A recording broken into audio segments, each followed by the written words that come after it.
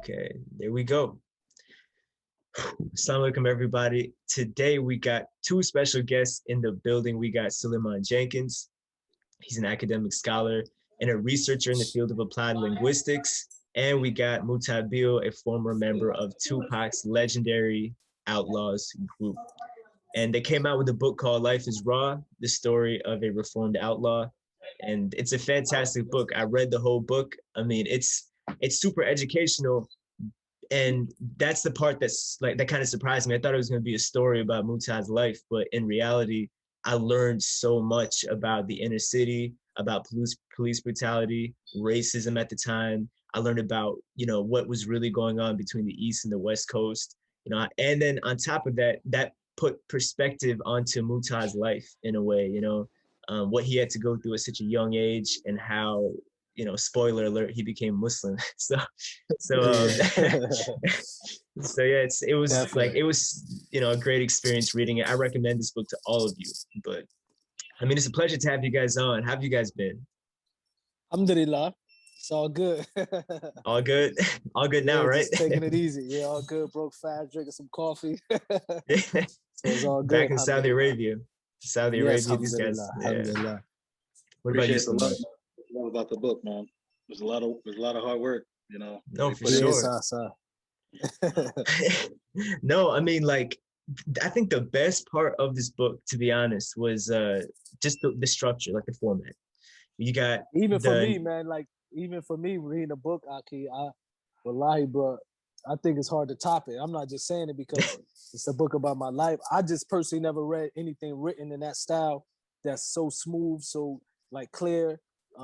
Even though Sulaiman, I told him before, I learned so many big words, mashallah. But still, it was a way, the book is written in a way that no matter anybody educational level, background, they would be able to get the story, they'd be able to get the book, man. So I'm surprised this is a book about my life written like that, mashallah. Yeah, mashallah.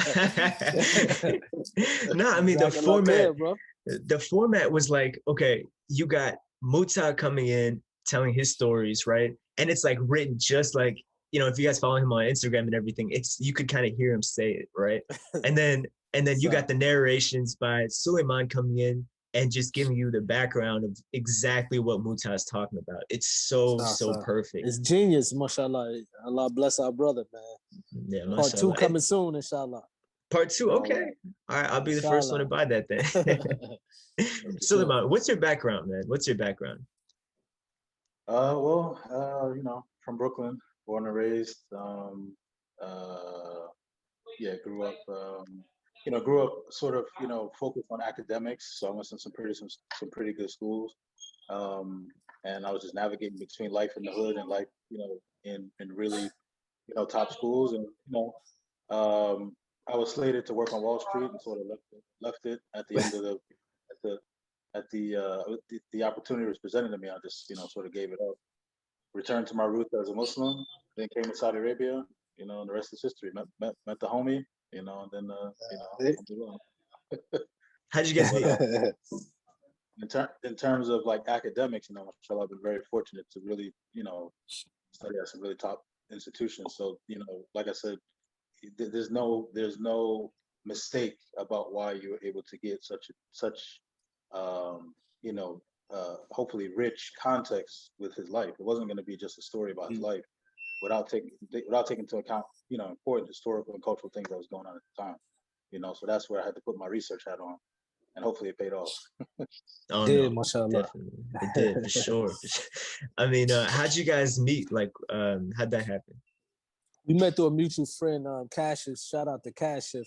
When I first moved to Saudi Arabia, that was over 10 years ago. And that was the first time we met. It was at your job, right? At that particular job you was at. No, we met we met at the restaurant. Yeah, I don't know why I keep forgetting the restaurant. We met at the restaurant, Chico's, a Mexican restaurant. And we just hit it off, man. A couple months later, or probably a year later, I think we really got close when you came to my coffee truck. Yeah, that day on, we just kept in touch. You know what I mean? You came and supported to open up my coffee truck, and that was 8-9 years ago, and we just been in touch ever since. You know what I mean? Kobe and Shaq. Right. Spud Webb and Shaq. You know what I mean?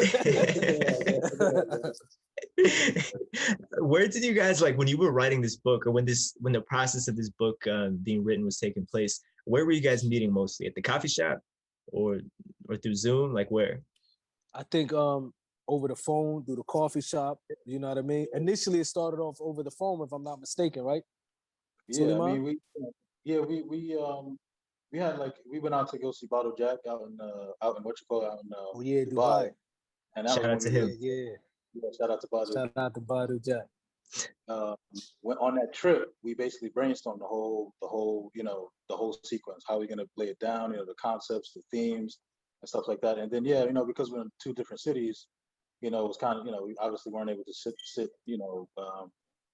every day, but a lot of times we call each other on the phone, or I would drive down there to Riyadh, and they would meet at the coffee shop and bang Yeah, things out. you was driving out here like every weekend, I remember. Something like that. Yeah, at the time, How far? How far is it? About 3-hour drive. Yeah. Oh my To North goodness. Carolina. And that's far, bro. He'd be in a whole nother state.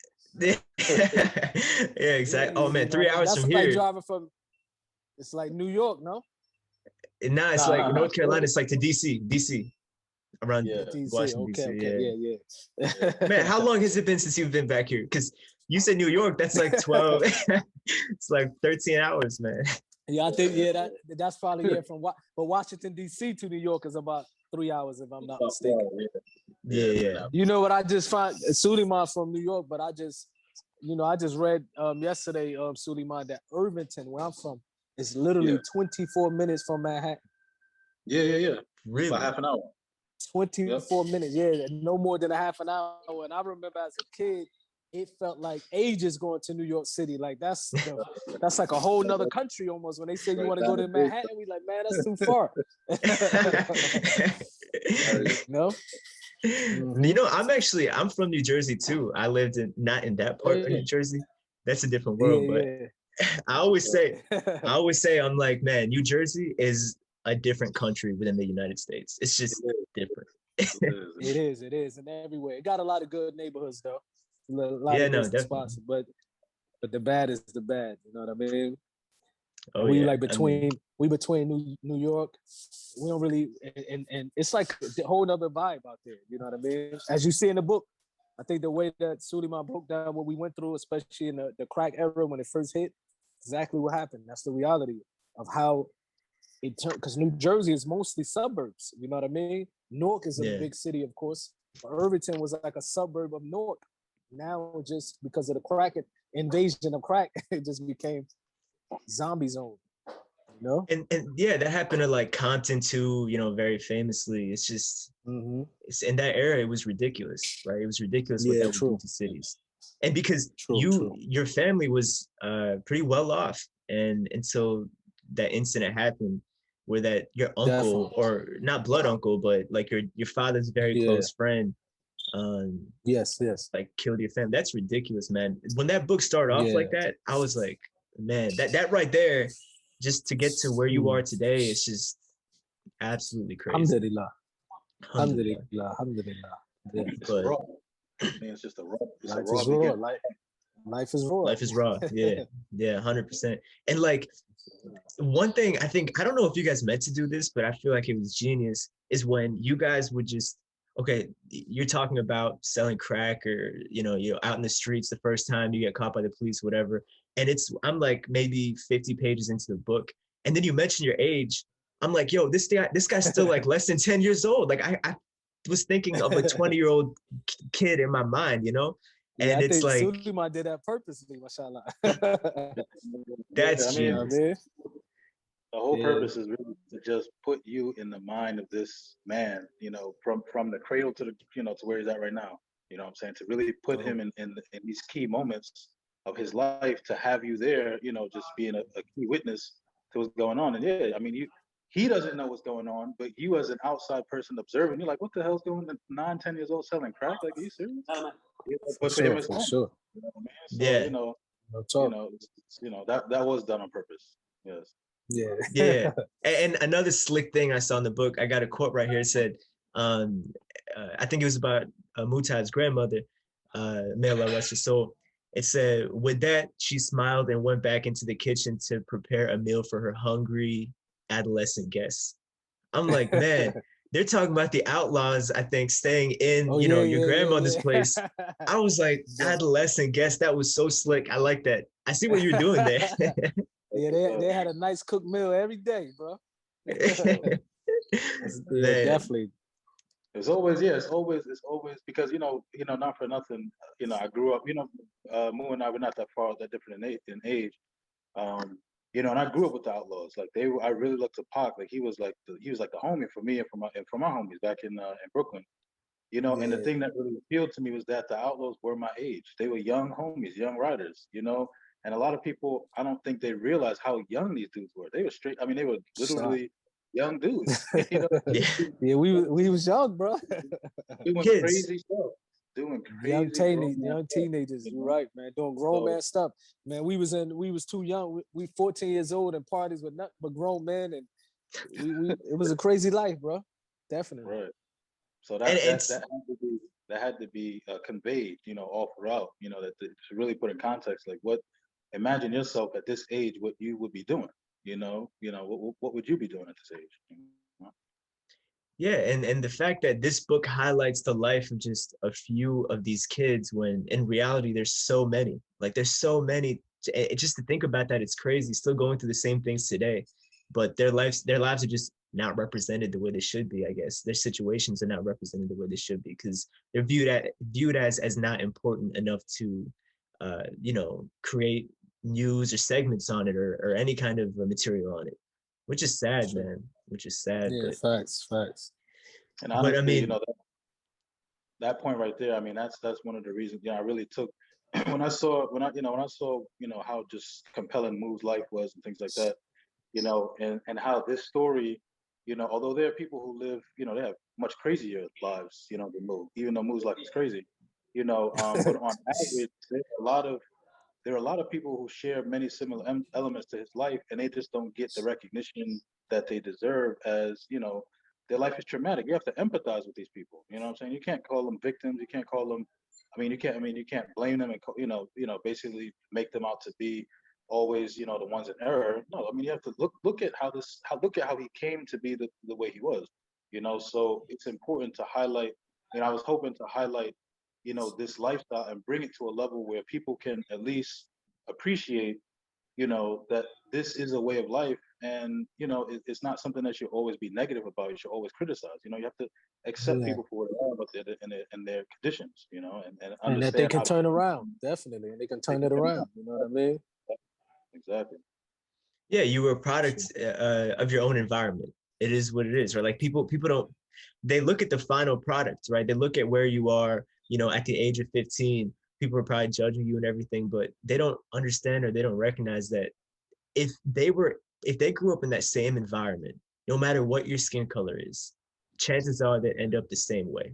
You know what I mean? Like the same way. And it's the environment is what needs to be highlighted. But in that environment, you had, the source of light of your grandmother, right? Creating this loving atmosphere, which raising so many kids, feeding them, housing them in the midst of the chaos. So that was beautiful. That was a beautiful story with your grandmother. Like that, she really won over everybody's hearts in that book. Thank you, brother. Thank you. Your grandma was the rock. She was the backbone. Yeah. And what age exactly did she house you in, like as a baby, right?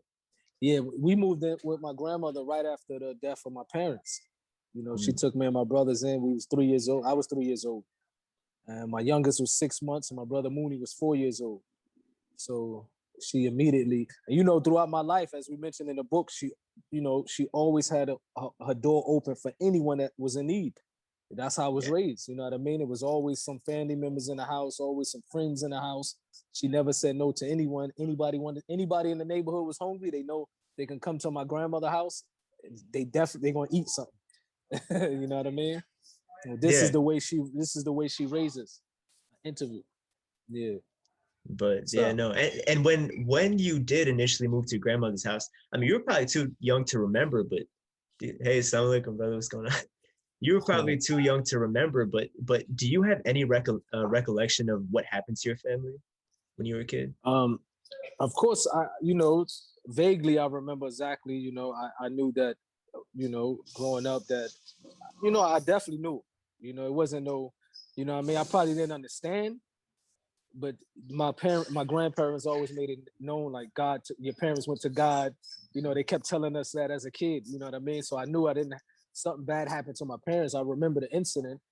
And the way they raised us is that they kept reminding us that, your parents went to God and they're not going to return. That's how my grandmother raised. So it wasn't no, no front, and she was just straight up with it. It is what it is. Because my grandmother was, when it come to like Christianity, she was a woman that really tried to live her life as a real God-fearing woman. I'm to the point that I remember the first time I heard my grandmother say the word "God damn." The whole house was like, what? Because she never used to say cuss words. So we like, what the heck did we just do? You know what I mean? And your grandfather, there was like a little bit of a funny situation that was mentioned in that book. You were like a kid and you're like, man, if my parents are with God, like I want to go, I want to go there too. Your grandfather gave you a rope. He's like, all right, go. And you're like, no way. Yeah, he challenged me, man. I never said that again. You know what I mean? Never said their words again, For sure, bro. That's how we learned in the hood, That was our therapy. Yeah. I mean, Sulaiman, did you grow up in a Muslim household? Yes and no. Like, I was born Muslim, and my mom's practiced until I was about 7. And then after that, she kind of got weak, you know what I mean? But then after that, I loved just to live just a normal, American life. But my name is Sulaiman from birth, and we always believed in Allah, and I never believed in Christianity, anything like that.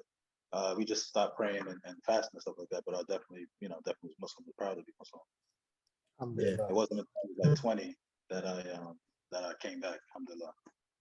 Yeah, and what made you come back? Like, what was your story like? Man, I mean, just wilding out. You imagine a black dude in New York, with all types of access, and just access to all the wrong things. By working the time on I Wall was, Street. and then and then also you have like, you got a job that's paying really well, but it's like 70 hours a week, 80 hours a week, just doing all types of, it's just a vibe, man. It's out of life, at a crossroads in life. I was like, man, I can do this, man. If I continue on this path, I'm gonna interview. So basically, and I was a pretty decent basketball player too. And in college, I wasn't able to. My coach kind of jerked me around, so I wasn't able to use that as an outlet. So I turned to the wrong things for outlets, And then basically, like I said, by the time I was 20, man, I did everything you can imagine. I was like, I can't. I don't need to do anymore. What's the point of life? So then I remembered Islam. And I was like, you know what? This is the purpose. And That's like that stage in your life right before you went back to Islam was like, I was talking to our brother Amir, right? Loon, and he was saying, he called it the vampire state. Like, it's the vampire state where nothing, like you did everything, that is, at one point you looked at as morally incorrect and everything, that you don't really get pleasure from anything else in life, because all the physical things you could have gotten pleasure from, you kind of already used it all. You know what I mean? Yeah, true. I did everything. Okay, what's next? Like, everybody talked about this, I did it. Everybody talked about it. Okay, so like, it was like nothing else to do. Yeah. Been there and done that, Yeah, exactly. You even see that with like celebrities or rich people, without faith, they accomplish a goal, like the goal they set for their life, to be like a movie star, let's say. Then they get there, they're 25 years old, and they're like, okay, what else? Then they become depressed, they fall into all kinds of issues. And yeah, that's a real thing, man. That's a real thing. But yeah, that's what happened. That's pretty much their industry. You know what I mean? It pretty much is what happens and what goes on. You know what I mean? They reach a certain level where, when you're on the outside of the industry, they paint this picture as if you go in there, you get involved in the music industry or Hollywood, and you at the top of your life, of your career, nothing bad gonna happen. They don't show you behind the scenes of the industry. You know what I mean? So when you get there and you realize that it's not really the American dream that you was thinking about that that they painted for you, you know what I mean? You get depressed. You start looking to escape. You want to escape from the reality. You know what I mean? That's why everybody doped up and drunk, intoxicated. You know what I mean? Yeah. Yeah. And The like, same thing what happened with us, bro. You know what I mean? I remember the yeah. first time I got like my first house, you know, I think I was excited for like 1 month. And then you want something else. You never satisfied. Yeah. You know what I mean? I was never satisfied, bro. Until I accepted Yeah. Islam. Wallah, you know? No, I definitely see that. Like money and all that only goes so far, right? Like you can't take that with you to the grave. At the end of the day, you sleep in the same bed in the same room, right? Whether you have 10 rooms, even Pac said this. He's just like, why do people need more than one room? You know what I mean? More than like, like could we just keep it to one car? Could we just keep it to one house? I mean, Yeah. all that stuff means nothing after a while, you know? True. But I mean, and that outlet that you were talking about, Sulaiman, earlier, like it was mentioned in the book, your cousin Reef Mutah put you on to Yes. rap. And that was like the outlet that you never knew that you needed at that age. Like onto Slick Rick, Run DMC, A Tribe Called Quest. And Yes. that kind of took you out of the street life for a little bit, right? It let you know that there's something else you can do. You're talented in a different area. So talk to me, like, how was that moment? Definitely. Like, how were you feeling during that? I think the first time that my cousin ever, you know, came in and started playing his music, it was the first time I ever heard something like that. And it just hit me instantly because I was able to relate to it. You know, it was rhyming. It was talking about, you know, what we wear in the streets. It was talking about our culture. You know what I mean? So for me, it didn't really take me away from the street because hip hop always had a connection to the streets. You know what I mean? It just glamorized what we was going through in the streets, and it just made it fun. You know, back then they was wearing the Kangos. You know, hip hop started in New York where they had the flavor. They started the whole trend, the whole culture. You know what I mean? So, you know, I remember we used to go. Unfortunately, another thing my cousin introduced me to. I don't know. We mentioned this in the book. Like we used to go where the older guys from my neighborhood used to play basketball with each other. Actually, the drug dealers. So I think it was like twice a week they go to. It was called the PAL. You know, they go to this inside gym and they take all their jewelry off, That all was their not gold mentioned. rings. Yeah, we forgot this though, silly. Maybe the next book. And they have like three finger rings. So now we know what a 3-finger ring is because we listening to Slick Rick and them. So when my cousin knew he wanted this from the rap music, but he didn't have the money, so he decided that when these drug dealers take their rings and stuff off and put it down to go play, he'd take everything and we'd run out that building. You know what I mean? So we started dressing like these hip hop artists. You know what I mean? And it just became something where I was like, you know what? This is something I want to do for the rest of my life. It was a way for me to express myself. It was a culture. It just felt, you know what I mean? Felt at home. Yeah. And that was important, man. It was important for me too, just sort of looking, like I said, you know, putting that research I had on to see how Moo caught the wave of rap at the time, and it really was just in the beginning stages. So really, he's like one of the pioneers, one of the early, you know, not founders, but one of the early pioneers of rap. You know, to see where it's, you know, come now, where he is now, you know, it's just amazing. You know, so that was really important to get that context again, you know, for people to know what the purpose of rap was and how, you know, the purpose it was for Black America in general, but also for Moo's life, you know, specifically, you know. Definitely. Because it was new back then. Now you got rappers everywhere, every hood, every internet. But back then it was rare. It was rare when you had someone from maybe one neighborhood would have one underground artist, you know?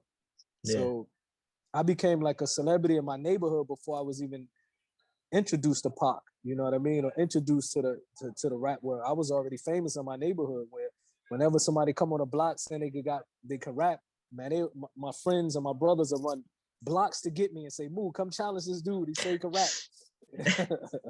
Well, and yeah, you're right about the early stages, man, because A Tribe Called Quest was like the introduction of jazz rap. Like that was, those guys are the pioneers, and you came right after them because you were kind of influenced by them, you know?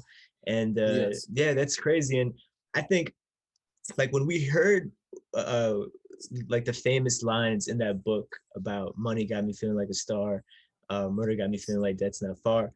That was at the age of 14, you wrote that, which was absolutely mind blowing. I mean, it kind of speaks to like what you had gone through to that point. But the craziest thing is that when you met Pac, he took you under his wing. It's like it was like everybody's dream come true. Like he didn't even hear you rap at that time, right? He just kind of he's just like, Yes. I got you, right? He's just like, I got you. Yeah, definitely. He was just filling me out. I guess he would just Pac he's a clever guy. He was a very clever guy. So back then it didn't matter how much skills you had as a rap artist.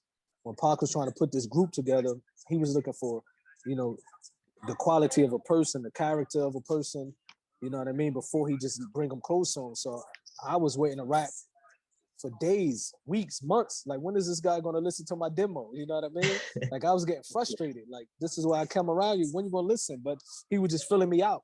And then when he got comfortable with me, he was like, okay, now let me hear your demo. When I finally played it for him, he wanted to put, I remember the first time I went in the studio with the rest of the Outlawz, they was called Thoroughheads. They went through they was Thoroughheads, then Young Thugs, you know what I mean? Oh, wow. Okay. They was first Thoroughheads, then they became Young Thugs. So when I got involved, we was Young Thugs. First time we did a song together as Sulaiman, we mentioned in the book, The Killing Fields. It was a hit, but I was mad because Pac said, I want to make y'all into a group. I remember I was selfish back then. I was like, man, I don't want to be in a group. I want to be a solo artist. And I really was like upset. Like, man, what the hell he made? Put me in a group. I came to him as a solo artist. I don't want to be in a group with these guys. That's what was my mindset, Oh man. But that group made history, you know what I mean? Yeah. And Killing Fields being that first song that you guys all made together. I wasn't alive at that time, man. I'm young. I'm not old like you guys. No, I'm playing. But like, was that known? Like when that came out, because Pac was kind of on it. At least he was talking at the beginning. Yeah. Was that a hit in any way, like in Irvington or in Brooklyn? It ain't really. It was so underground that it ain't really come out on the radio. Nobody really hear it till recently times that they started playing on YouTube. But when Pac first did it, when we first did it, Pac wasn't on the song. He came later when he was in New York. We played the song over the phone for him. And I remember, man, he was so happy that he started crying, that he was like, man, this is what I was trying to get out of y'all. And when he came back to Atlanta, he's like, man, I want to get on that song. Like, he did the intro, you know what I mean? Yeah.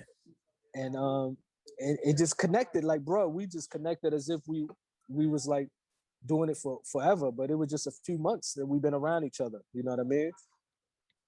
Yeah. And Sulaiman, at what point did the Outlawz kind of get on your radar? Like, how old were you when that happened? Yeah, like I said, man, I was about 15, 16. Yeah, I grew up on, because I'm from New York. We grew up on Biggie and Jay-Z and Nas. So those were like, those were the realists, and they all from New York, but Biggie and Jay-Z, because they're from Brooklyn, I was like, that was, you know what I mean? So the homies that I was with, they were all, they were always, that's things they were bumping.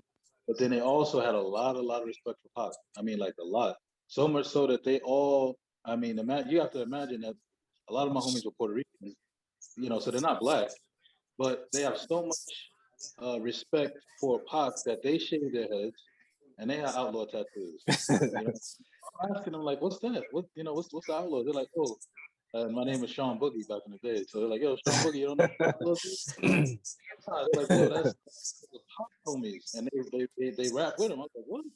And he was like, yeah, he's like, you need to listen to him. So once they told me that, I listened to him, I was like, oh, these dudes raw. Your mic, you mute your mic. Yeah, I think you might be covering your mic, Sulaiman. You can't, can you hear me? Yeah, now we can hear you. Okay. Sorry, the phone came in. Yeah, among the Outlawz, Gaddafi and Mu, those were the ones that really, they were real cerebral, because I was academic, so I listened to the words and how they. I was like, yo, these guys, they got some skills, man. So especially Gaddafi, bro. Yeah. No, for sure. Yeah, and like the influence that the way Pac just made you guys way better, right? Put you guys on good production. Like, sure. That it was like a just... competition. It was like a friendly competition amongst each other. A lot of people don't know, man. Even with Pac and Gaddafi had Pac on his heels, bro. Yeah. Like Gaddafi. There was times when Gaddafi laid lyrics, Pac had to go back and do another verse because Pac he ain't want nobody to outshine him. That's just how he was. So when Gaddafi do a hot verse, Pac could go back and just be like, you know what? and destroy it even hard, man. Because Gaddafi was, bro, that dude was, you know what I mean? Just imagine, like, if he would have, because he was only around, he passed away a couple months after Pac. He was in the music industry, I would say, for what, 2 years? You know what I mean? Like, imagine if he would have, and he was only getting better and better as a lyricist, bro. That dude was a beast. Yeah, man, he really was. Like, it was a friendly competition, man. We used to be in that studio. Pot used to listen to him, like, oh yeah. Nah, but yeah, because like you mentioned that he passed away a couple months after Pac. That's just like the theme that of the book. Anytime you became close to somebody, you got to know somebody, they were taken away from you. And that's you how know, I felt even my whole life, you know. Yeah. And like even when Pac got shot 5 times, like it was like all those consistent deaths hadn't happened yet. They didn't happen yet. And Pac got shot 5 times, and you got on the phone with him, right? When they were passing it through the room. Probably one of the coldest moments in the book, when he's like, you didn't really know him like that, I guess, at that point, the way you did later on. And he's just like, you think I'd let them take me away from you so soon? That was probably the coldest moment in the book. And that caught me off guard. You know what I mean? Because, you know, I was new to them. I was new into the family. So, you know, when a person gets shot and he survived and he in the hospital, just got out of surgery, I never imagined that he would say, pass the phone to me, because back then, you know what I mean? I didn't look at myself as family. Like, they just know me. So they just met me. So I figured he gonna speak to his sister, tell everybody they're okay. Once they hang up, they're gonna tell me like Pac is okay. So I was surprised when he was like, pass the phone to Moo. And when he said those words, like, you don't think they'll let me take you away from me so soon? I was like, man, this dude got love. In the hospital bed, you know what I mean? Thinking about how we feel of his situation, our reaction of it, you know what I mean? So he was just that type of person, man. That's how he was, just a genuine individual, you know what I mean? Pac was the type of person, man, you know what I mean? He was loyal to death, but if you his enemy, that dude's gonna try to destroy every part of you, from your character, from you physically, mentally. That dude, I used to say, this guy got you know how they really say he had 2 personalities. It was Tupac and Machiavelli, right? The 2 personalities. Yeah, bro. Like, he's just the nicest person. Then he'd become a beast if you get on his bad side. And it wasn't fronting. Like, you know, people say, oh, he front. No, this is how Pac really was. You know what I mean? Even when the cameras was off, that's his nature. Yeah, and like you said in the book, that one thing that caught you off guard about him was that he was so nice. Like because you were from a rough part of town, and you know, you were trying to be that guy, right? You're trying to show him how tough you were and all of that. And and like it turns out that he's just like, yo, chill out. Like, you know, people are talking crap to him. You know, go say something to that person. He's like, yo, chill out, man. Like, it's okay. Pac, he was ahead of his time. He was mature. Like, he was very mature for his age. Remember, he died at 25 years old, but he was ahead of his time. So when he was 21, 22, he wasn't really with that drama. You know what I mean? So he was trying to explain to us back then, you know, that no, if you're going to get in the music industry, your mentality have to change. You know what I mean? You can't come with that street mentality and think you're going to make it. So I was shocked that he had that type of mindset. Most people don't know that side of him. I'm talking about to the point, man, we used to have to literally sneak out the house late at night because he was always worried about us getting in trouble. And then he was young, you know what I mean? He 25 years old when he passed away. Like one of the main themes of this book was the East versus West Coast beef, which is, in reality, after reading that book, it wasn't really East versus West Coast. It was some East Coast individuals versus some West Coast individuals that were beefing, and the public just kind of caught on thinking it was East versus West. And that was shown when, you know, Nas and Pac met up in the East and squashed their beef. Like Fat Joe was telling his people to look out for Pac in prison. So this whole thing was kind of looked at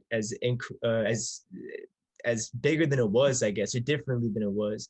And so Sulaiman, when you heard this from like Mutah, like this in details, was this new to you, that like, oh, this wasn't really East versus West Coast, it was just some individuals? Yeah, I mean, yes and no. like I said, I grew up at that time. So I was in the middle, and I remember it when we were talking about it, I remember it like it was yesterday, So for me, like I had a personal I was personally and emotionally invested in the whole thing because it was serious, at that time it was serious about the East Coast, West Coast stuff. Um, um, but I didn't, and it was serious. So you can't make no mistake. People were dying because they were, affiliated with the West or East. But at the same time, I did not know, how much love Pac had for the East itself. I didn't realize that Pac was from New York. You know what I'm saying? Until a little later on. And I didn't realize, that he had people in New York that was holding him down, like Fat Joe.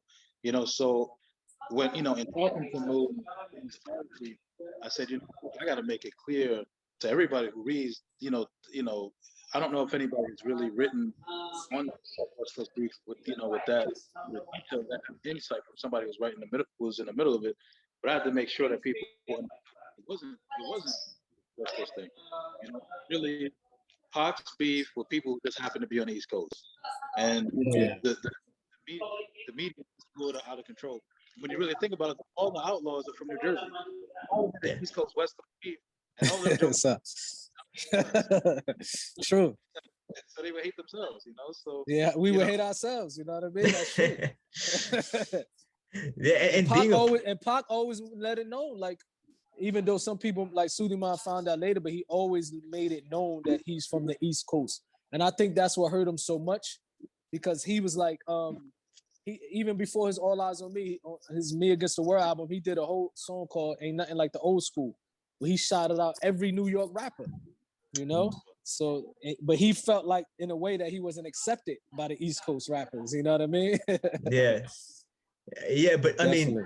most of that, at least like most, if not all of those beefs and everything, like with you and the East Coast guys, been sorted out. Because I heard you talking about getting in touch with Nas and kind of talking about that situation that you with Pac and Nas and For getting the sure. story straight and everything. So everything's good now, right? With that. Yeah, everything good. And like Suleiman said, it wasn't in the book, dude, it makes it clear that it wasn't an East Coast, West Coast beef. Like Yeah. you said, it was just certain individuals who had a misunderstanding. And even I believe that Pac would have lived long enough and Biggie would have lived long enough, and God knows best, I believe they would have sat down and squashed that beef. Mm. I believe so. You know what I mean? Because I heard Pac say it out of his own mouth that he don't want to harm Biggie. I heard him say that. He's like, I don't really want that bad to happen. I just want to spank him up like a little brother. You know what I mean? And he said that, Yeah. Yeah, well, that was a crazy time in history. Like that was ridiculous. It's like when I'm reading it, it's all before I was born and everything. That was like, think about it as a war zone, right? Like the country was kind of a war zone if you're from the East or West, and that's just what it seemed like at that time. The 90s is wild, boy. The 90s is wild. You know what I mean? That's how tense it was. That if we catch one of them out in LA, we're going to try to press them. But I remember when we went to New York, this what really let me know, man, that it was more of the media. Like, we ran into every rap artist you can think of from New York, and every single one of them showed us love. From Fabulous, he from Brooklyn, from just every major rapper, Method Man. And I remember like these people really, really showing us love. It was at a particular time where we used to believe that if we go to New York, we doomed. Yeah. We doomed. But when we got there, man, it was amazing how they was showing us a lot of respect and love. So the media blew it out of proportion, really. Yeah, and through that chaos, although you were kind of talking about yourself as like a crazy guy, crazy kid, or whatever, you actually you handled some things very maturely, like with Mobb Deep, that whole situation, how you kind of let him go, like these guys are cool. You talk to him face to face, and then our own brother Amir, he's like our brother Loon. He's like, it's so crazy that interaction happened between you guys. That's so insane. He mentioned it to you, huh? No, I read in the book, but I had him on the podcast, right? I talked to him actually like pretty often, That was wild to me when I read that. I was like, man. Yeah, Amir's also a real one. You know what I mean? Yeah. He did that. He did them pretty boy rats, but he was known to be a real dude. And that's crazy. You're right, man. How, you know what I mean? I guess at that point, I never been a bully. I was just a wild individual, but I always had you know what I mean? Just like some compassion. Like I wasn't the type of person that I wasn't corrupt where I would say 30, 40 of us, let's just beat one dude up. You know what I mean? I wasn't like, unless that guy was just really crazy asking for it. We did it at times, unless he really asked for it. But with Mobb Deep, you know what I mean? And even with Amir Loon, it was just a situation where there was mutual respect there. You know what I mean? And are there any guys in the industry back then that you're still close with? Like any of like the New York rappers or just anybody in general? A lot of them. Recently, I got back in contact with Jim Jones. You know what I mean? I recently got in contact with Jim Jones, and he a real dude. And recently, maybe like 2 months ago, we followed each other, hit each other up. So I was like, he do remember. Yeah. And he showed love, you know what I mean? And he just a real dude. Like these are individuals that they always just been solid, you know, just been solid dudes, man. So the same way the West Coast, you got solid dudes, the East Coast, New York is full of solid dudes as well. And I think if Pac was around, he probably would have, man, it would have been so much work, you know what I mean? Joint ventures that they would have done together.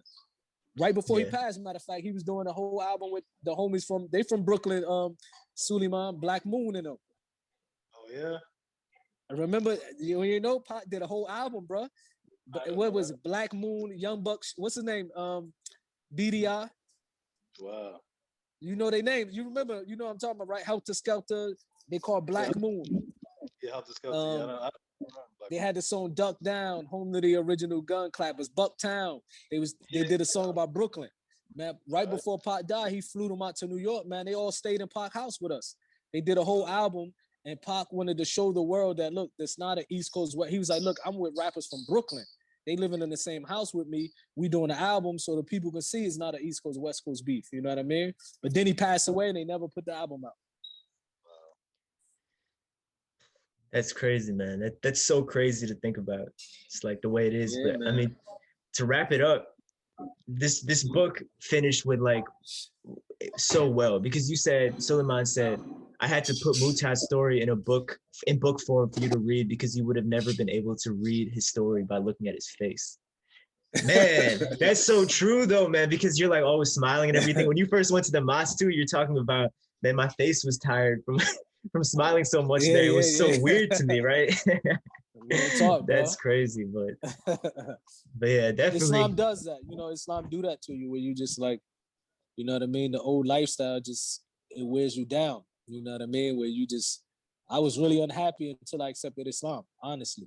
You know, I can say, you know, my friends, my family, they would tell you, man, that, you know, as a youngster, I remember the purity as a kid. And then I just remember somewhere along the line, I just got corrupted because of the way I was living my life. And then Islam just brought me back to that natural fitrah. You know what I mean? Where as a kid, I used to love to smile. Yeah. I think Life's so. Good now. I think Life's good now. now I'm just freestyling. But man, life's good now. Life's good, Alhamdulillah, Sulaiman. bro. Life's good, Mutah. Alhamdulillah. Alhamdulillah. You guys got a clothing brand? 33? Yeah. 33, man. You know what I mean? We put it together. Me, Sulaiman, Muhammad. Shout out to Muhammad. And soon we'll have more information about 33 dropping soon. Tell him, Sulaiman. Inshallah. Yeah, we're working on a whole bunch. Yeah, you know, it's important to try to be in business. You know, try to be in business and try to brand yourself. You know, and try to have multiple sources of income. You know, this is very important. You know, a lot of people underestimate this. It's important to build wealth. Sulaiman, you got to come out with some beard oil. People would buy it when they look at your beard. They can be like, that got him that. Mashallah. Talk, bro. That's a good idea, bro. Somebody hit me up. I think I told you. Somebody said, "Where's the guy with the big beard at?" Now, whenever somebody, if they don't know his name, whenever they want to describe him, the first thing they say, the guy with the big beard. Automatically, I say, "Sulaiman." They say, "Yeah, that's him." Hey, give me a 20% cut. Some beard oil, bro. Yeah, I need a 20% cut. 20% cut right now. Yes, sir. But hey, man, I appreciate you guys big time. You guys are gonna stick by for like 30 seconds after this podcast ends, but you guys are awesome. And I knew this would be an awesome podcast. That's why, took a while to come through, but it's awesome, man. I appreciate you guys so much, guys. Thank you, bro. Thank you. Alaikum salam. Peace.